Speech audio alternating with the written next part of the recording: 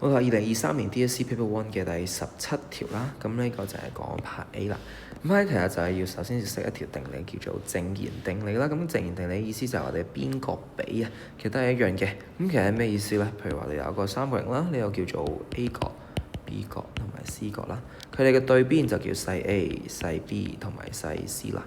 其實邊角比嘅意思就係話我哋嘅邊係 A，比即係除啊嘛，再除翻個 A。但係正弦，所以俾翻個 sin，所以 A 除 sin A 咧就會等於邊角比就係 B 除 sin B，都會等於 C 除 sin C 嘅。咁呢個咧就叫做正弦定理啦。其實佢哋就係邊角比係一樣嘅。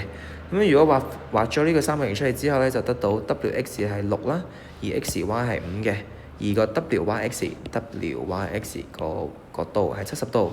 而家要你揾翻 XWY 嘅呢隻角，咁留意翻其實呢個同呢個係一組啦，呢個同呢個都係一組啦，咁所以其實就可以用翻正弦定理啦。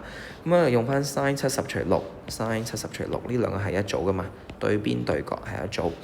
咁佢哋邊角比係一樣噶嘛，咁同邊個一樣啊？咁留意翻呢兩組都係一樣噶嘛，咁所以用翻 sin XWY 再除翻個5啦。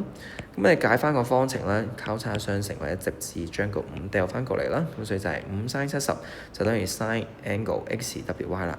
你唔想要個 sin 就用敲機嘅 shift sign 啦，掉佢去右邊，咁撳機出嚟咧就係 51.5 啦。咁記住我哋 call 下咧必修部分嘅答案係要3個有效數字嘅。